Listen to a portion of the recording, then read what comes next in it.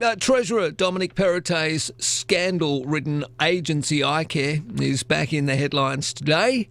Well, depending on which paper you read, I guess. The Sydney Morning Herald have this story. I can't see anything in the other one, the Daily Telegraph. In fact, compare the pair. Front page of the Sydney Morning Herald, they're having a crack at iCare and Dom Perrottet. Front page of the Telegraph, and they're calling him St Dominic. I wonder what Daniel Mookhey, Shadow Finance Minister, wants to call him this morning. Hello, Daniel. Hi, Marcus. Thanks for having me on again. My pleasure. Is he St Dominic? No, not at all when it comes to competently being able to spend either taxpayers' dollars or the premiums that employers pay to help sick and injured workers. Yeah. So what's the latest, mate? Tell me what's going on with this rushed process, this tender 7-day turnaround. I mean, for $140 million, I would have thought that a government's agency would take a bit more care and a lot more time in awarding contracts. Well, you'd be right. What we've uncovered today is that iCare handed out a $140 million contract for a new IT system, a crucial IT system, through just a 7-day tender. And years later, that project's cost has blown out to $360 million and it's not yet finished, years behind schedule.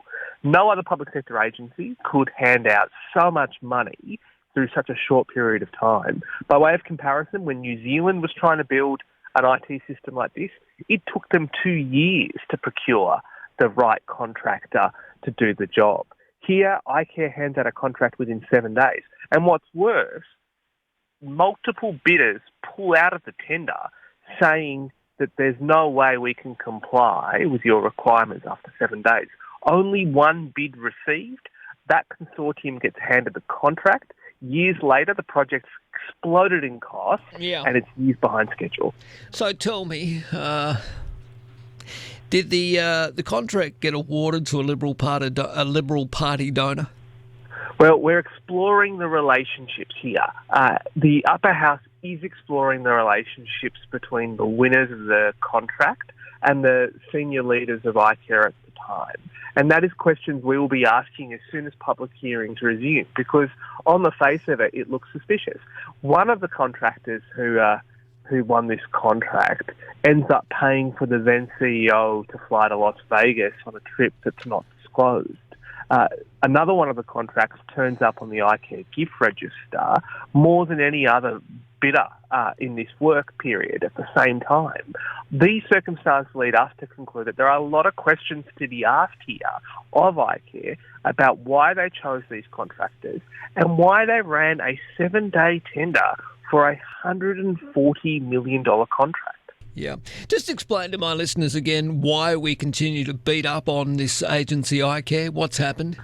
It's such an important agency that most people have never heard of. This agency insures 3.6 million people who are at work today in New South Wales. Over 300,000 businesses pay this agency premiums, hundreds of millions of premiums each year. It manages $38 billion worth of assets. There is no New South Wales government agency as rich as this one. When there are probity questions about a workers' compensation scheme, nobody could go to work confident that they'll be covered if they're injured. Well, that's right, and it's been one disaster after another, and it's been the Treasurer Dominic Perrottet's baby. And again, I see in your notes here, Dominic Perrottet must take responsibility. He should resign. Well, the Premier's not going to go. How the hell can you expect Dominic to go? Well, I mean, look, you make a good point, Marcus. I mean, this government is now 10 years old. And the rod is setting in from the top. I mean, what we're seeing is this government, this old government, doesn't think the rules apply to it anymore. It's so arrogant that it doesn't take accountability for anything that goes wrong. And that example has been set by the Premier. But you're right. How can standards be enforced against the Treasurer when the Premier is not enforcing standards against herself? Yep. All right, mate. Well, look, we'll follow up on this, and I'll be interested to hear what exactly you uncover in any investigation through the upper house. Thanks a lot, Marcus. Thanks for having me on again. All right, anytime, Shadow Finance Minister Daniel Mookhey.